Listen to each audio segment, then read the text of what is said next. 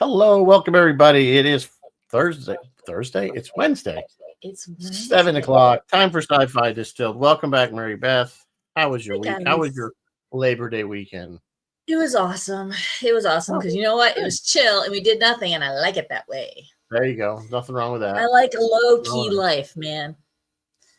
So, That's just the way it is. yeah, well, good. So we are just randomly came up with the idea to do Indiana Yeah, you Jones and the were Temple of you're like, I don't Doom. know, We're man. I kind don't know of, what to yeah, I couldn't do. figure out what to do, so I came up But with this I kind was of. very happy you stumbled upon this one. You thought of this one because I think it was a good pick, and I think we've got a lot to talk about tonight. So Yeah, so that's I did though forget to do a drink, so I apologize if anybody was pining away for a cocktail.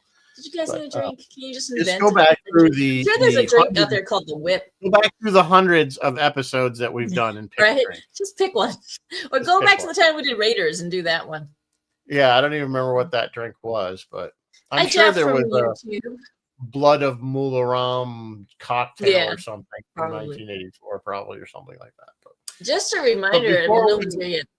Just a reminder, we are on YouTube as well, guys. So if we ever drop off here on Facebook, yeah, go to yeah. YouTube. Although I do know how to reset the Facebook if that happens again, and whether it reconnects, I don't know. But yeah, so you guys know that we're on YouTube if we do drop for the 4 people that are watching. Yeah. So, but before we get into the movie, we have news. All the news A all little the bit of time. news. Not too much, but I do want to hear your thoughts on some of this stuff. Just sad note, Graham Greene has passed. He didn't, I don't know if he did a lot of sci-fi really, but you guys know Graham Greene. If you don't know the name, as soon as you see his face, you'll know exactly who he is. You'll know him best from Dancing with Wolves, but whenever there was a native, it was Graham. And Yeah, he seemed whenever they like a cool needed guy. an indigenous actor, he was usually one of the ones Yes, they he picked. was from the Oneida, from the Six Nations Reserve. He is a Canadian. He Yeah. was a Canadian actor. All right, moving on. Alex Kurtzman has made some comments on Starfleet Academy's opening credits, to which I say, okay, whatever. He said but here's what he said. He's like, I look at credit sequences now, like on Severance, for example. Did you watch Severance, Rizzo? I only watched the first episode. I didn't really care for it. Didn't really draw No, me in, so I don't didn't care remember for it. the opening sequence. All right. Well, they a lot of the shows nowadays have these amazing opening sequences, and so I'm wondering if that he goes, it's a visual metaphor and it becomes part of the show. So I'm really curious to see what their opening credits are. One thing I've noticed with especially particularly with sci-fi shows, whatever new gadget they've added to, say, Adobe After Effects, which is where they do a lot of these things, use it, or right? whatever, they're using it. So like this year, it's this particle effect where everything looks like sand or bits of bit like sandcastle type stuff. And the opening to Foundation is Foundation did it, but there's several others that use the same effect, and I'm like, yep, that's the new toy that they're all using now. Is this effect, and it can be used. I mean, I'm trying to think. There's a show on Apple called Bad Monkey. It's kind of a cop comedy sort of show, and same thing. They're using it with sandcastles to build. It takes place in Key West. So I just noticed they all pick up this effect. There was another one that was using a very similar effect. And since like Game of Thrones, suddenly opening credits are suddenly. Well, Game of Thrones did their own thing with the little map that built, which I thought was unique. I've never seen it. Like rose up off and moved. Yeah, that was actually fairly unique. Yeah, and I like that one. I'd actually sit through most of the time as soon as the skip intro comes on. I'm skip. Like, hitting it. And then there's Peacemaker that does its own thing altogether. All right, moving on. Buffy, the Buffy revival has wrapped filming. Everyone's super excited. They only have a pilot commitment from Hulu. They have not yet been ordered to series. Sarah Michelle Gellar is very involved with it, but there's no word yet on when or if we're ever going to see it. Andor, one of the most decorated and well-received Star Wars projects, award-winning. Originally, it had a 5-season plan. We only got 2. Dan Gilroy and Tony Gilroy, who's the showrunner and the writer, they said that if they had stuck to their 5-season plan, we would have seen Palpatine. What do you think, Rizzo? Did we need a little Palpatine in Andor, or was Andor just fine the way it was? I think what we got was, because if you notice how they did it, they kept breaking it up. This each season was like a 3-episode story arc. Yes. leading to Rogue One. And I think what we saw was those 5 seasons jammed in by doing that. So we see a season. They those really 3 episodes would have conceived been it. expanded out into 10 episodes. You know what I'm saying? The story of each of those 3. I don't know. I mean, I guess it would have depended. It might have been interesting to see him. I don't think it didn't need. What I thought was great about Andor, and which I've actually heard the opposite from some people, is that it didn't have any Jedi in it. That yeah, you know what? It was strictly about the rebellion. Yeah. And not in the struggles, and not the struggles of the Jedi Order, or and I liked that, because I think that was the majority of the universe is the average Joe. Was the average Joe, and that's what they were fighting. And so that's a great and point. The Jedi had been mostly wiped out, so there weren't that many by this point anyway. So if they had a Palpatine in there, that would be fine. But as long as they didn't probably have Vader in it, or maybe he was just in the background. In the background. You know what I'm saying? Because it wasn't about that story. It wasn't about them. I mean, it was about them. I mean, we saw stormtroopers of the rebellion and how the rebellion. But we saw we saw the average people of the rebellion, of the Empire too. Like we saw the average Joe of the rebellion, but we saw the average people the average officers. Right. We saw the officers and stuff like that. So I think that's what made it kind of special and unique, is that it was Star Wars, but it was Star Wars without lightsabers. Yeah. That's why I say it's kind of like the adult. They call it the adult Star Wars, meaning that it's like it was more mature. Yeah. It was a more mature. I thought it was great. Yeah, it was more complex. The story was very complex. The characters were more complex. And there was a lot of good things. So if you put a Palpatine in, that's fine if he had a cameo, but I wouldn't put like a big thing. So moving on with Star Wars, Starfighter has supposedly begun shooting. That's the one with Ryan Gosling. Supposedly, they've added Amy Adams, Matt Smith, who was going to be in Ahsoka or some show and then didn't, and whatever, and Eve Mendes. We don't know any of the roles. We don't know what's going on with them. We just no idea what the story is, because they had pitched a movie. We know nothing about this Rogue Squadron movie at one point. Was going to be a done deal, was going to be produced, and in typical Disney fashion, it just disappeared somehow. So I don't know if it's when they say, I don't know what the base is. Starfighter is very vague. Yeah. So is it Empire Starfighter? Is it a Rebel X-Wing thing? I don't know. And it says it's an all-new standalone adventure in an entirely original story set in a period of time never before explored in Star Wars. So it's not during our prime time, so to speak. No, it's not during the prime timeline. It's either way after or way before. It's going to be the disco. Watch it be the disco of Star Wars. A lot of people have wanted Jedi Order, which would take place, or Jedi the Old Republic, which were video games and stuff, which were very well received video games. So there might be a market for High Republic storyline stuff, which is what I think they were trying to do with the Acolyte, but it just, again, it was so Jedi centric and not following canon and all the other things that were wrong with that show. Bad acting, bad writing. All right, moving on. In other filming news, a Tomb Raider live action series, not a movie, a series, is set to begin filming in 2026 with Sophie Turner confirmed as Lara Croft. You guys know Sophie Turner. She played Sansa Stark in Game of Thrones. It is officially set to begin production on January 19th. Do we need a Lara Croft series? I'm kind of hard. I mean, I have to see this, but I'm having a hard time putting her in that role. Do you think she's going to make her hair dark? Maybe I'm seeing too much Sansa, but I don't see her as the. I don't know. Just not. She would. I don't know. It's not. I don't know how much story we can tell with that. But then again, I haven't seen it, so I used to think that when I saw the trailer for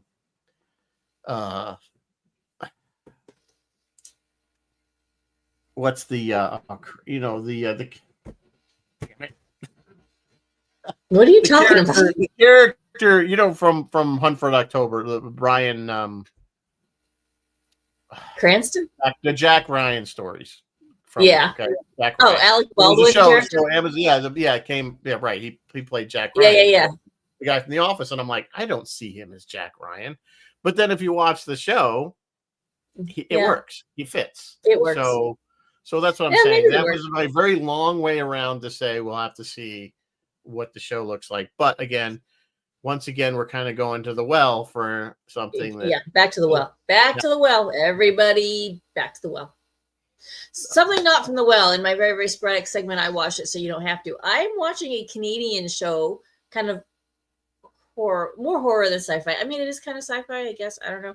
But I've just finished the last season of From, F-R-O-M, From. It is fantastic. I highly recommend it. It is creepy AF, and it is more on the horror side, but it makes you get like it's a psychological theory. You're trying to guess like what's going on the whole time. They've strung us along for 3 seasons now. We're waiting on season 4. But yeah, I highly recommend From. John Capes is saying he likes Bad Batch. I love Bad Batch. Yeah, Bad Batch was good. I would love to see a live action Bad Batch. Bad Batch was good. It'd be hard to do live action. Well, it wouldn't be hard. They could do The it. Shadow approves of your hat. Of course. It's the indie hat. The Shadow is probably wearing his own Indiana Jones hat tonight. Probably.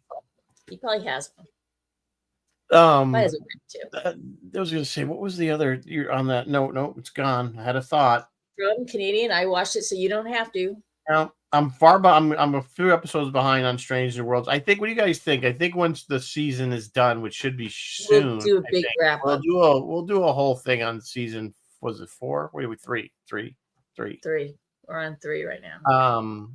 And we'll talk about it because. Are you caught up on Alien Earth? I think I'm like one behind. I haven't watched the. I haven't watched the current one. I haven't watched the current one.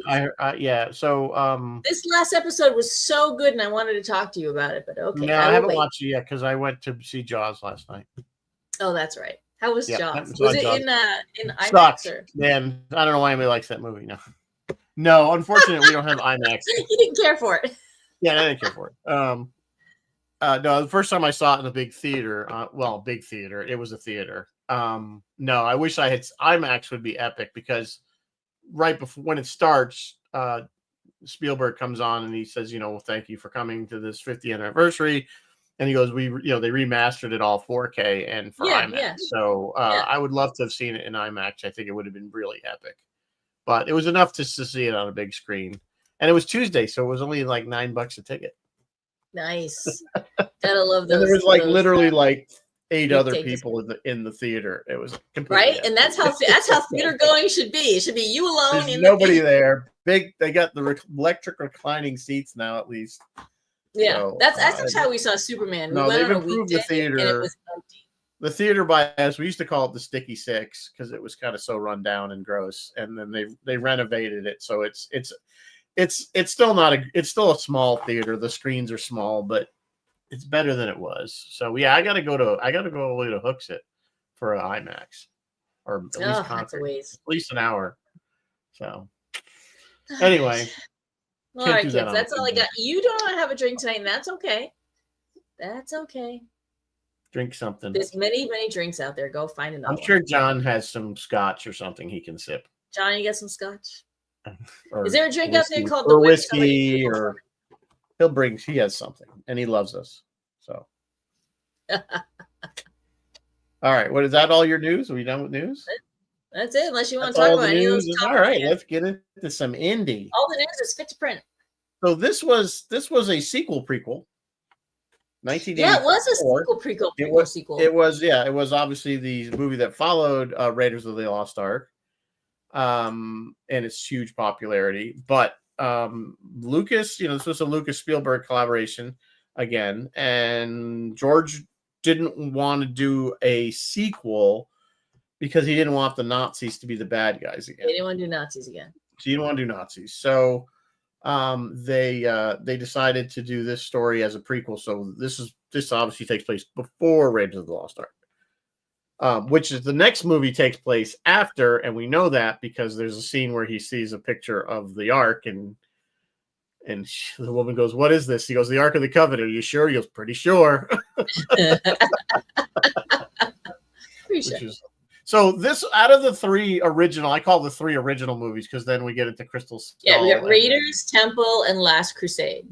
Those to me are always the original three because Crystal Skull wasn't until what? Sometime in the mid to late 90s, and then or early 2000s. Or was it early 2000s? And then Dial of Destiny. And then the most current one, which was Dial of Destiny. So, which we keep, those to me are like separate. So out of the original three. So this one actually, it's funny because even though you had said it did very well in the box office, which one would expect it to? It did wildly well. It was a budget of $28 million. It did $333 million, making it a smash hit. But a lot of the fans don't like this movie. And I'm gonna say it's not my favorite out of the three by far. It's the third favorite. It certainly goes Raiders. Because Raiders, Last Crusade, and then 2008. Yeah, Crystal Skull was 2008. Oh, was it 2000s? I would have said it was 90s. That shows you how my brain is like fried. I don't remember. Shia LaBeouf. Yeah, the Shia LaBeouf. That's not good. Anyway, we could do that movie if you guys want. I mean, or maybe we'll do that and Dial of Destiny. Let's do Last Crusade because that one. I would do Last Crusade first, obviously, way before that one. Yeah. And then we could do both Crystal Skull and Dial of Destiny together. That's what I just said. We could do those as a pair. So a lot of fans didn't like this movie. I'm really not sure. I actually always kind of defended it. I think they were going too much for the shock value in this one, the bugs, the weird food, which obviously a lot of people know that's what kicked the PG-13 rating into gear. We have this movie to thank. We have this movie to thank for PG-13. This movie and Steven Spielberg. He recognized, it wasn't just the bugs. He recognized, man, this was a little bit more violent than PG. Yeah, I mean, they had a guy, we need something, but it's not quite R. Right. Look, this movie had eating some weird stuff. It had child slavery. It had human sacrifice in a really grotesque way. I mean, it has some really gross stuff going on. You're right. It was very, very dark. A lot of parents were coming out of the theater with their little ones who they were expecting Raiders of the Lost Ark, looking very concerned. And Raiders only had the really there was a few, like two scenes, like you had the scene in the pyramid with the mummies falling out and the snakes, and there were bugs, and then you had, of course, the very end with the face melting and its heads exploding. Yeah, the face melting was pretty a little intense for children. I mean, I wouldn't take a little kid, but yeah. But it was the bugs and the eating the monkey brains and the guy ripping people's hearts out through their chest. The thing that this movie had was the Raiders had Marion, who was a tough cookie and smart. This movie had Willie Scott, who...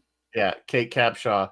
Kate Capshaw did not like her character. She saw all she is a screaming blonde. That's all she was. She didn't add anything. What were they thinking? She didn't add anything. They were going for the damn short round. Which oddly, when I first saw this movie, I did not like Kate and I did not like Short Round. But now, watching it again last night, I'm okay with Short Round. And I think it's because Ke Huy Quan has grown on me. Like, I like him as a performer. You know how he got that part? It was his brother that was going to the audition, and he was the one telling his brother, do this, do this. And he caught the eye of the casting director and it took off because then he did Goonies.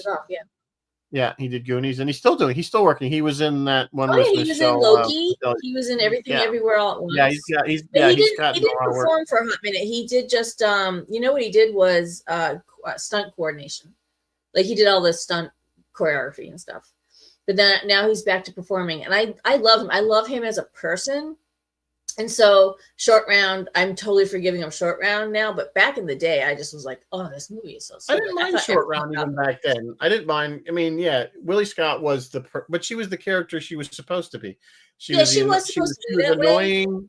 She was annoying, and she was. And when you put her in context, okay, whatever. But she was the damsel in distress. She was the damsel in distress, but she was whining and screaming and worried about her nails and stuff. And I was like, oh my God, don't do that. Yeah, no, she didn't really do anything for women's lib in that movie by any means. And again, Kate didn't like the character.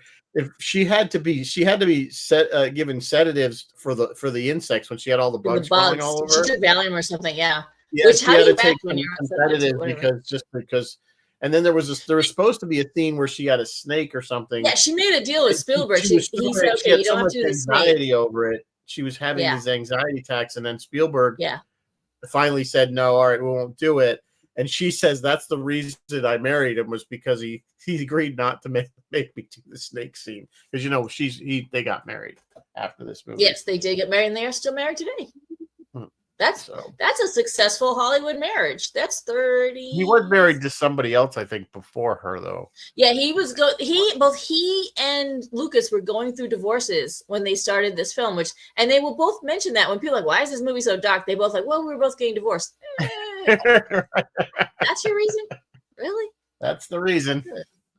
There Child slavery and well, ripping hearts out. Oh, well, I guess I can see ripping hearts out. Okay, whatever. Yeah.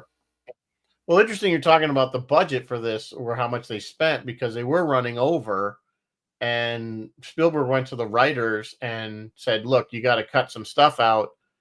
I need to save some money. And they literally cut one page out, I think, or one or two pages. And it was supposed to be an aircraft, a fight scene, like an air battle that they cut out completely. I don't know how they're going to work it into the movie when you watch the movie, but they brought it back in Last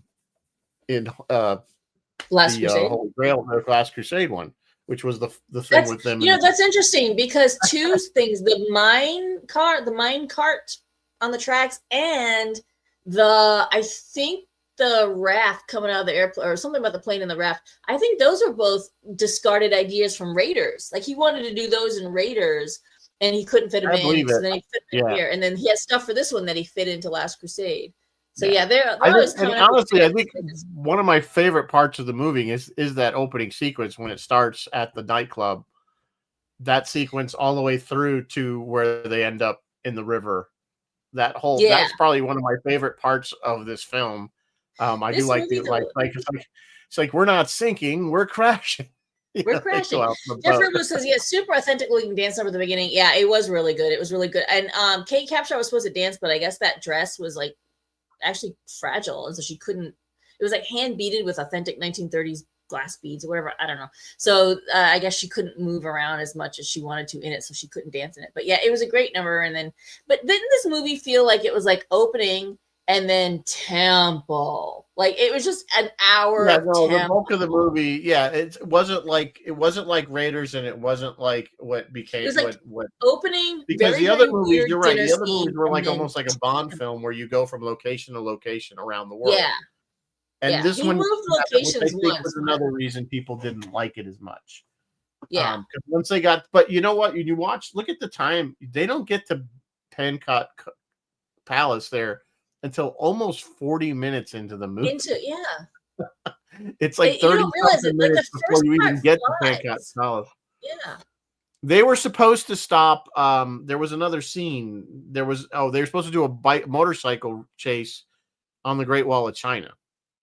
They wanted to. Yeah. So let's talk about that. The Chinese government wouldn't allow it again. When did we see a motorcycle chase again? We saw it come back in Last Crusade. They use it again. But they asked China because they wanted to do like a Chinese monkey deity or a Chinese monkey king, and China was like, nope, you're not doing that. So then they went to India and they're like, hey, India, can we film here? And then they're like, yeah. The India was like, yeah, all right, let us see the script. And when India saw the script, when the Indian government saw the script, they were like, hell no. So they ended up filming in Sri Lanka. Martin is saying it was Club Obi-Wan. It was Club Obi-Wan. There's always Club Obi-Wan. Yep, there was a Martin also said the film had a few Wilhelm screams. It did. It had 2 Wilhelm screams right in that opening dance, like when the chaos starts in the opening dance number. Right there, right in the beginning of the movie. Yes, Martin, the dress did get eaten by elephant. What, are you looking up facts, or do you just know this stuff, Martin? He's got the IMDb. The dress did get. She had the dress with her for all those scenes because she's carrying the dress with her, and she'd set it down, and the elephant that she was riding did eat it, and they had to call the seamstress who made the dress come from America to fix it where he had damaged it. And then they had to go wait till he pooped out the beads. Probably, I have no idea. I hate that elephant. I love the elephants. I thought they look really cute. No, that's what she said. I hate that because that is what she says. Water, so. So yeah, so overall though, the storyline was dark. But I don't know. I didn't mind the movie overall. I think again my other favorite scene, of course, which is probably most, which is the mining cart chase Yes, scene. everyone likes the minecart, and that was for the time original. I feel like we've seen it since then, but at the time, it was something people We've hadn't seen seen before. versions of it. Yeah, the neat thing is they did a lot of that with models on roller coaster. Like as you can see, if you ever watch the making of, they'll show you how they did it and how they had the little tiny rail Yeah, it's car all with the miniatures, figures and in they it, filmed it and like they at would go back one and forth. frame per second or And then something. when you kind of watch it, knowing how they did it, you can kind of see the scenes that are the models. Yeah, you can pick them out, Um, or if you freeze frame it, if you freeze it, you can yeah. see them. But you know Incidentally, what? they got the sound effects from Disney's roller coasters. Oh, do they really? Oh, that's awesome. The despite it looks good. Like you can't like sometimes you can really tell when they're cutting back and forth. Like the rope bridge, you can tell when it cuts to studio footage Oh yeah, from yeah, on yeah. the It's not. but They not didn't the do mine. that, The mine, the carts in the mine look really good. and All I'm those pretty sure. characters are named after house pets for some odd reason. Yeah, Willie was Spielberg's they were dog, after like and different Short people's Round was pets on the crew. Yeah, it's a thing. It's a thing. yeah. I'm pretty sure And then those were not crocodiles either. Those look like alligators to me that were they rolling were around. alligators. They were from Florida. That all that footage was from Florida, and you can tell like the water looks You can completely tell the different. difference if you know the difference between an alligator and a crocodile. You can tell a You can crocodile tell off. the difference. Crocodiles have the more squared off nose. They're Yeah, not as long yeah, and and the skinny. alligators are more. And I'm like, those are alligators. Those that they wouldn't be in India, but that's okay. So we talked about I the didn't know elephants a little that. bit. I didn't know that in 1984. So No, I when I was didn't either. watching this, And so I was me like, as kid me watched yeah, I this was and like went, what you know, 15 when great, this you know, came out, something like or that. 13-year-old me, whatever. Was like, Yeah. oh, this is great. So we talked about the elephants a little bit. Lots of live animals on this set, including snakes and nearly 80,000 live bugs. The bugs did what bugs do. They'd get them all set up and laid around, and then they turn on the big filming lights, the studio lights, and the bugs would scatter because they want to be under They don't want something. lights. And so they turn the lights up and get all the bugs back Bugs back. bugs just being bugs, I guess. Bugs are bugs. Bugs just bugs. Kill the monkey But I guess brain. crew members were like finding them all over, which is just like I'd be so grossed out because those were not like cute. Yeah, little no, bugs. I don't Those think were- I would have been. I would have. They would have probably had to sedate me if you had to go put all those bugs. I am not a bug person. Oh my god! I don't like bugs, especially those giant ones that she had like crawling on her hand. Yeah, and like stuff. hissing. I don't even know cockroaches or where those. I imagine those you find them in the jungle. They're not that big around here, so no. if They if I see a bug that big, you're gonna see a grown man scream because I'm like, yeah, I can fire. Oh my god! So I yeah, don't you're wanna right. They did cut a snake scene for Kate. They cut a bunch of scenes, including them freeing all the children, which I think might have been a good scene to keep, and a scene that kind of explained that fire, like when they made Indy drink the blood and he kind of falls under their spell or whatever, or maybe he's just drugged up. You don't really know. But there was a scene that sort of explained that it was a spell and fire would break it, which is why Short Round kind of pokes him with. Yeah, I kind of thought it might have been pain. Like that's the way I read into it. Like the pain, the endorphin, whatever is what counteracted whatever the drug was. Because he saved the breaks kid. it. That's sad. The And that guy, the same way. Who got killed first, as he was going down and he caught fire, he would have known. Like, oh my god, oh that's really sad. So maybe that's why they took it out. Yeah, the Maharaja was going to play with the whip or something. Like there were some scenes that they cut, and if you dig around on YouTube, you can find this stuff. It's still out there. And they, it's funny. I don't know if you caught it. They kind of reused the scene from Raiders where he's fighting the big German soldier by the airplane, and he ends up. It was the same guy. It was the same guy, but he kind of died a very similar way. Instead of getting chopped up by a propeller, he gets squashed in that rock crusher thing. His name is his last name is Roach, Matt Roach. I'm not sure of his first name, you guys, but yeah, he was a former wrestler turned actor, and he did a lot of stunts and a lot of like that. He played a heavy a lot, so not just in this movie, but in lots of stuff. But I'm Harrison trying to Ford read said this is his least favorite one. Spielberg said the spike room trap was his favorite scene to film. Oh, you know what else Spielberg said? The bad guy, whose name is Amrish Puri. Amrish. He was his. Spielberg said he's his favorite villain to act with ever. But Amrish was an established Bollywood Indian actor who is very, very prolific, plays a lot of bad guys in India, and was supposedly, and I heard this on a couple different reviews I watched, supposedly working on 18 other movies at the same time as this movie, and would fly back and forth from Sri Lanka to India and like go film. And he was playing like a dad and this other like all these different characters. I've seen him in other stuff, but yeah, he didn't play like the baddie. He plays the you might baddie not a lot. recognize him, but yeah, he played a good baddie in this one. And then he shaved his head for this role and loved it so much and kept it and continued to play, you know, whatever he was playing in India with the bald head. He was kind of a big deal, but unfortunately no one in America knew who he was. That's too bad. So yeah, I mean, but that's interesting. I did not know that he was doing all those movies at the same time. The other actor was, and I don't know his name. It was J.R. something. The guy that played the shaman. Didn't speak any English?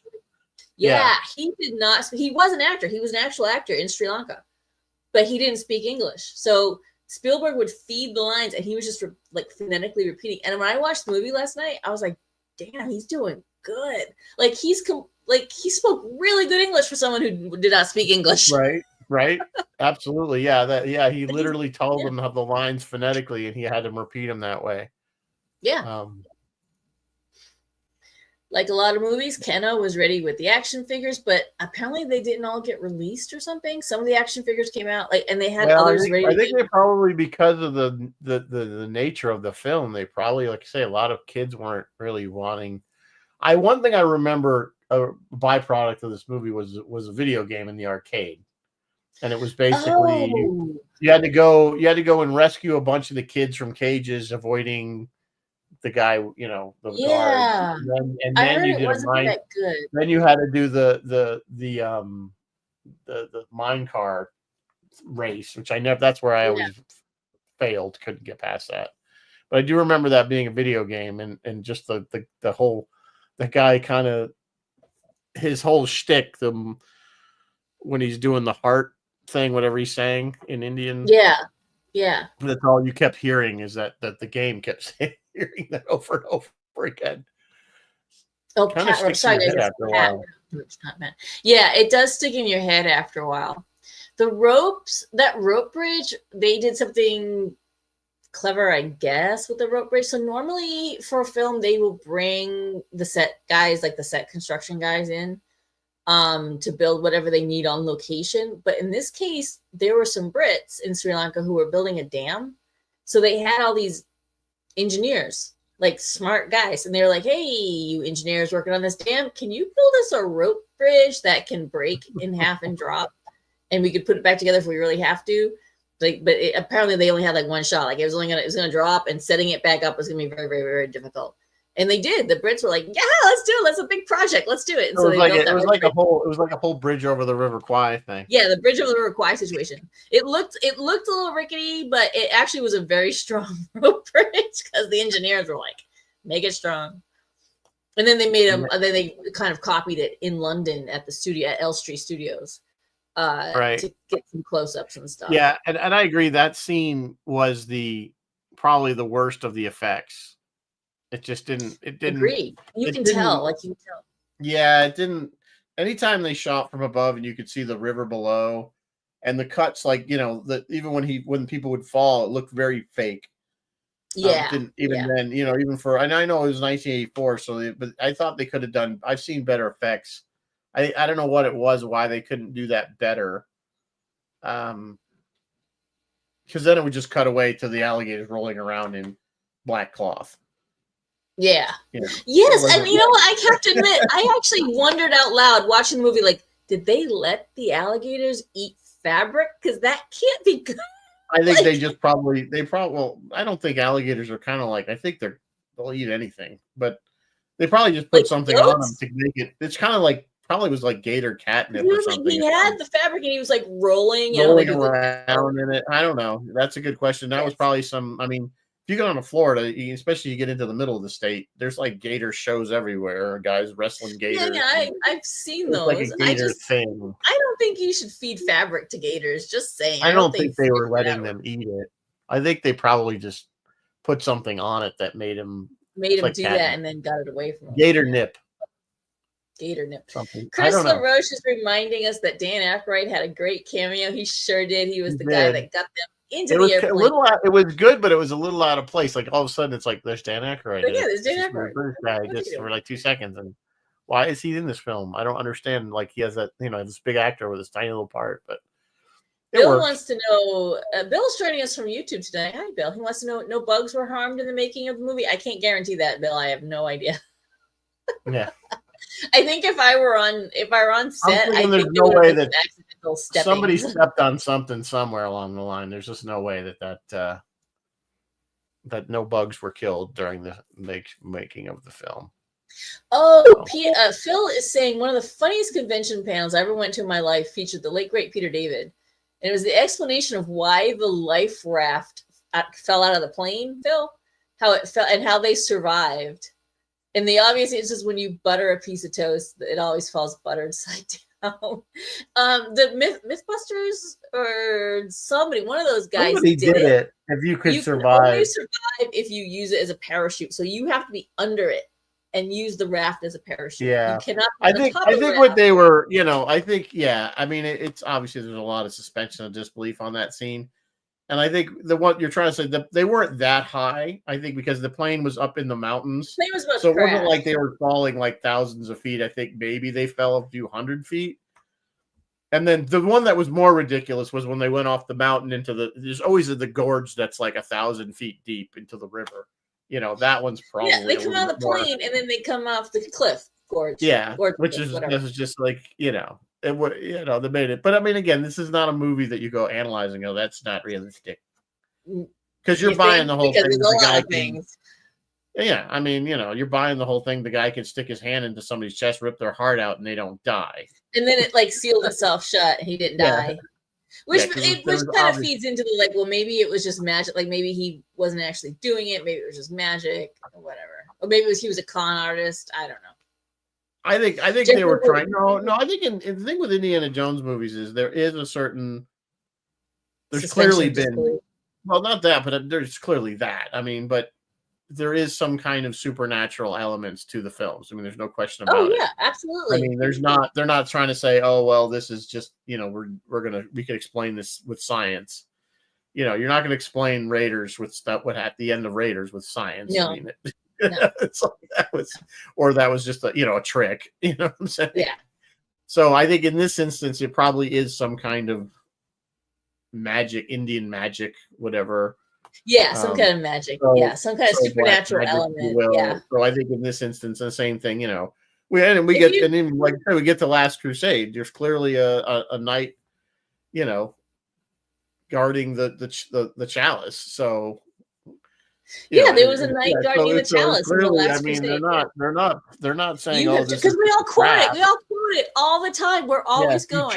You have chosen wisely, or you have chosen poorly. Yeah. I usually use that at a restaurant when somebody gets something that looks really good. Yeah, I said, I do that too. I'm like, oh, you have chosen wisely. And then if I get something really good and they didn't, I say you chose poorly. Jeff Rubles thinks Steve Irwin was off camera spinning the gears. He might have been. I don't know. Might have been. And Bill Sotek is telling us the Mythbusters tested the butter. So Phil, those Mythbusters tested the buttered bread theory, and it came out even 50-50. Yeah, there was always that the jelly. It was the Brits had a word for it, jam side down or something. We mentioned Club Obi-Wan. The other kind of nod, sort of, to Star Wars was when Indy's running with the gun, and he's running. It's a gun or something. He's running away, and then all of a sudden he stops. And he's like, "Whoa!" And he turns around and runs back the other way. Yeah, he turns around. Yeah, there's a ton of them. Definitely, that was.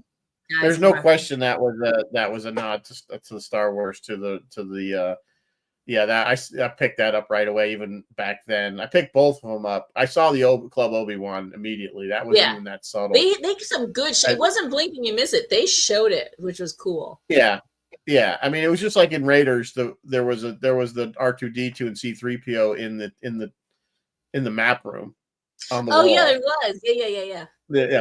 They did that. R2 R2 has shown up, and the Millennium Falcon have both shown up in Star Trek too. Like they're it's it's ubiquitous. Well, they say that wasn't, and it was the Millennium Falcon was at the Battle of Wolf 359 or something. Yes, the Millennium Falcon was at the Battle of Wolf 359. So, we'll crossover. So, what do you think? Little nerd. How old was Sam didn't exist yet. I was gonna say when your daughter was little. If your daughter was little, would you have taken her to see this movie? What's little? You gotta give me an age. Let's go between 6 and 10. My daughter? All right. Should a parent take their kid? We're going to talk about the PG-13 thing here. Yeah, I mean, that's a tough call. Or was that just too gross for her? By today's standards, it's really not even that bad. And by today's standards, it's not that gross. By today's standards, I might have taken her to see it if she really wanted to. For instance, all right, so when my daughter was growing up, Walking Dead was very popular. Yeah. When she was in that era. And I watched it, but I refused to let her watch it. Fair enough. I think it's a little bit. And she was like, well, all my friends watch it. I'm like, well, that's their parents' deal. I felt that Walking Dead, especially in the later years where, like, I think when we brought in Negan and those of you guys and the whole, when he beat in like Glenn's head and they showed it. Like it wasn't off camera. Yeah. And I'm like, I was like really pissed at that point because I'm like, that was so not necessary. They showed it in the comic because I saw the frames of the comic where they show. The comic's a comic. They made this on regular cable television. From the show look like the comic. This wasn't on HBO or this was on cable television, which might as well be broadcast. You know what I'm saying? And I'm like, that was over the top. In my opinion, maybe some people disagree with me. That's totally fine. I just thought that they stepped over a line there. So that scene alone would tell me no way was I going to let her watch it. So he was like, the boy steps over lines left, right, and center. What's that? But you're okay with the boys? The boys is a different. The boys is like the boys is like line boys. Yeah. It was different with that with Walking Dead. I know we're off topic. I mean, not that she'd watch the boys either, but now you got to remember, there's also probably about 10 years between those two things. Yeah, that's true. So again, things become we become more and more numb. I watched Jaws the other night, and that was considered one of the most scary movies of the time. And you watch it, and it's not that scary. My daughter, she's like, it wasn't that scary to her. She's like, it wasn't that scary. So, they do keep pushing the envelope, Bill. Yeah. So Martin and John both say, kids should be a little bit older to see this movie. So I probably wouldn't. I mean, I think at least they would have to be over 10 or 11. I think before I would think so too. Yeah. I think so too. Even the original one, I don't know how well. See, I was 13 when I saw it because it was 1980, right? 1981, 81, something like 81. That. I was like 13, 14 years old when I saw the original. So, and I loved it. But in fact, I almost didn't see it in the theater because it ran, and then my sister was the one had seen it, and she's like, "Oh, you should go see this. You'd like it." And I went the very last day I saw Raiders in the theater. Like it was like the next day. That was its last day at the theater. And you were like, "Oh, so that's when I saw it." Yeah. So, I loved it. So obviously, it did win an Oscar for visual effects. It beat Ghostbusters in 2010, a space sequel, a Space Odyssey sequel. Space sequel. The year we made contact. Whatever it was. So I guess the Oscar committee found it worthy, even though they were using stuff like the effects are great. I think that river scene at the end was the worst of it as far as effects go. I think other than that, I think they did everything they did, all the practical effects. They did some good work. Yeah, the minecart was really good work. And the other place they used they used miniatures a couple spots in this movie, and it was the other thing that happened in this movie was Harrison Ford slipped a disc or got a herniated Yeah, he disc had or to go to something. He surgery. had to fly back to the States for surgery. Yeah. So Spielberg carried on with the guy's name. Harrison's stand-in was a guy named Vic Armstrong, and so he carried on shooting a whole bunch of the fight scenes from the back of Vic Armstrong and from wide angle, and he got them all done. And so all he had to do was insert close-ups of Harrison just reacting.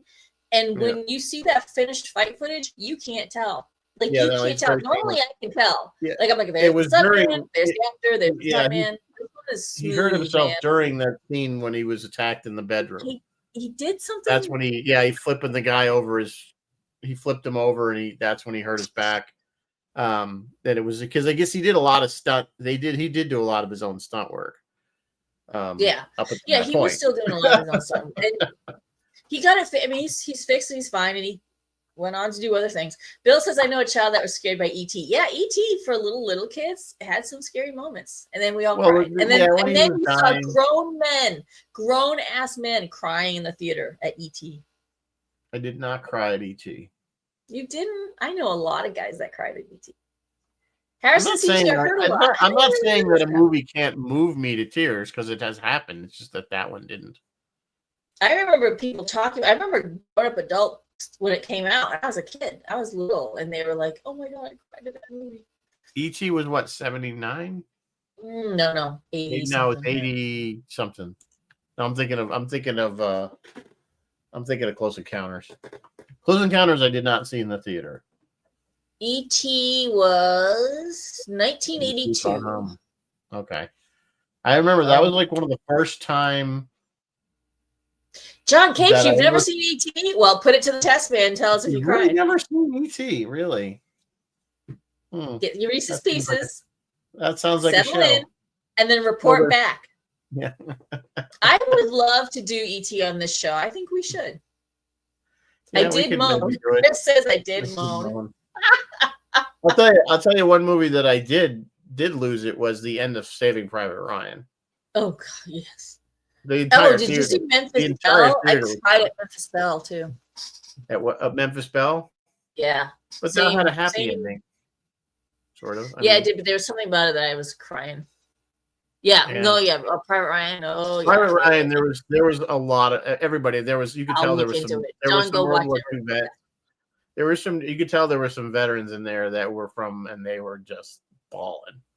Yeah. So, John, instead of news next week, I want you to come on and do an 8-minute segment on your report on. It's got to be 8 minutes, not 7:59 seconds. Not 9.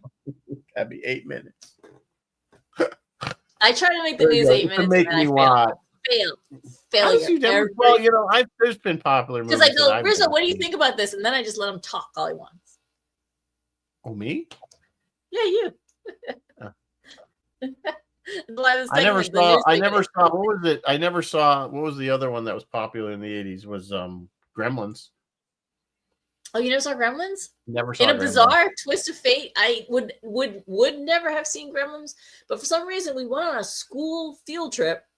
Where we were going was closed or something happened, and so the teachers just took us to the movies and we watched Gremlins. It was the weirdest. And when my mother found out, she plots because my mother was like, I don't know. Why? You should have been old enough to see Gremlins. That was only PG, wasn't it? I don't think PG-13 had been invented yet, so let's look. Gremlins. But if it was, I don't think it was. I mean, I can't say I've never seen it. PG. I'm pretty sure it was PG, so I can't believe why there would be plot sync because I was seeing PG movies when I was below 10. Was it 1960? No, I had a very sheltered childhood. 1984. R-rated movies were R-rated movies was the line.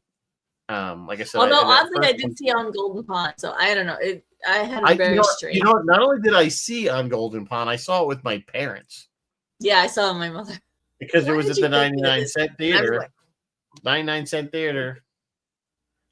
I had a very, very sheltered. Like my entire movie life as a child was pretty much 101 Dalmatians and On Golden Pond, and then nothing for a long. They shot that right near me here, not far from here. Oh, did they really? I did see Star Wars. I was 6 or 7, I have very clear memories of that movie, and then nothing, like another long stretch of nothing until I was That's old enough to go interesting. see stuff myself. Yeah, no, PG were okay. We were okay to, I remember I made my dad take me to see. Well, I made him take me to see Buck Rogers. Um, There's so many things I and then wanted to I see. made him go. I made him take me to Capricorn 1, and he just kept saying it. This isn't the movie you think it is. That's all he kept saying. I I know think this isn't the movie Excalibur you was think not it the movie my parents thought it was. My I parents, when did they see first, Excalibur, but I didn't. I saw that with some friends. That was probably what was my first? My when we first R-rated first movie got a was the Blues VCR Brothers. and the advent of videotape rentals, that was one of the first movies my dad ever rented was Excalibur, and then they freaked because it was not child appropriate. I was like, did you guys not read the No, box? no, that was R. Clearly Yeah, it was. R. So yeah, no, my first R was Blues Brothers. See, Jeff, So your it mom, was my mom good, probably would have been but I was really hoping for a boob, and there was no boobs. no boobs. No boobs. I was only 13. To all the other kids out there like me who had really strict parents, I'm sorry, but you're grown as My adults. parents were pretty strict. Go do what Not you as want. strict as apparently as yours were, but mine were pretty strict. So Like they talk about Gen X, some Gen X, right? They talk a lot of memes out there about how Gen X was feral and they just would be out and not. I was not feral. My mother knew where I was at every second. no, we lived in a neighborhood. Yeah, you pretty much when my mother called, I sun wasn't started out. to I go was down. never You out. I got was called, you home, came like home. always. That was pretty much it. There was my parents usually during the summer months didn't know where the hell you were. Oh my god, so. my mother. Oh my god, I went one time without telling her. I like took my bike over to like the next street over. When I got back, she was in such a state. She's like, "Do you know how my knees have been shaking?" Because she didn't know where I was and she thought I'd been kidnapped. Like she was that woman. She assumed I had been kidnapped and had been taken away. I had certain people that I could say I was with, and I got a pass. So if you're wondering why I am the way I am, there's a lot of reasons we wonder why you are the way you are, but that's just one of them. We're off topic of Temple of Doom, although we are getting back near the Raiders, end not Raiders, Temple of Doom. Temple of Doom. By the way, this was the first one they actually called it Indiana. I want to point that out. This is the first in the series. Yes, they called Kelly. it Indiana Jones. Kelly, welcome. And the Temple of Doom. So now they call it Indiana Jones and the Raiders of the Lost Ark, which was not the name of the film. Just like it was always just Raiders of the Lost Ark. That was the name of the film. Period. End. Yep. So, now it's Indiana Jones and. Yeah, it's always Indiana Jones and the. They reeled Harrison. Spielberg and Lucas kind of not tricked Harrison, but kind of reeled him in like, yeah, this is going to be a serial. We got three movies planned out, and Spielberg and Lucas like, yeah, the middle. They even kind of saying the middle one should be darker because they wanted it darker, like Empire Strikes Back. But the truth was, no, they didn't have 3 movies planned out. They had no idea what they were doing. This came out of again. This was primarily George Lucas, who again we all know is in love with the serial films of the film. Originally Star Wars was supposed to be a Flash Gordon. He wanted to make Flash Gordon, and he went to Dino De Laurentiis and said, "I want to make Flash Gordon," and he said no. So George went, all right, fine. I come up with my own space epic and blew Flash Gordon right out of the water. So, and that's why they scrambled to make Flash Gordon. Came out of the Star Wars. So, so this was his love of those serials and those cliffhanger type films and or the shorts that he used to watch as a kid. So, of course he didn't have a plan for this one. It was just, let's just put the guy into some weird, perilous cliffhanging type situations and he gets out of it somehow. Let's see what happens. Yeah. Character. I guess I am not familiar with any of the serials of back from the day. But know they were before my time. The Shadow was a serial. I know that. Green Those Hornet. Were all the radio stuff. Yeah, and that's where you got some of those. Some of these, like my dad would say, they would be on. Like before the movies, like when we have previews, they would have these little serials and newsreels. They had newsreels too, and the newsreels, but they would have those on before the movie would start. That harkens back. Oh, and I forgot to ask Dennis about him too. That harkens back to my favorite line from any movie ever: Austin Pendleton saying, "Oh, but look at the fun we were having. Like you could see the line, you could see that our sets were made of cardboard and you could see the strings holding up our ships, but oh, look at the fun we were having. And I think that's what Spielberg and Lucas both have in their hearts when they're trying to recreate these serials. Clearly, they a lot of it is coming, from their childhood. A lot of the stuff that they, especially in later years, they were able to, because they were successful. I mean, Spielberg was, when he did Jaws, it was only his second major film. The prior one was Duel, which was made for television, and he literally was convinced, while he was making Jaws, that this would be the last film he would ever make because they were running so far over budget. They were having issues. And he had no idea that it would be as popular as it turned out to be. Obviously, thank God that it was, because we got some great films from him subsequently. But he's done so many good. I mean, I know a lot of guys. I've always said this before. If you really haven't seen a lot of his catalog, Sugarland Express is good. I love Empire of the Sun. I've said that before on this show. I can't really. If you ever want to just watch a really good film with a young Batman, Empire of the Sun. And of course, they all have great soundtracks because he got John Williams to score them all. And this one, we didn't talk about that. Oh, this one has a really good, not only does it use, of course, the main indie theme, but the rest of the incidental and the other music that goes along is just chanting, again, vocals. Yeah, it was a fantastic. John Williams hits it out the park every single time he's up at bat. It was a fantastic soundtrack.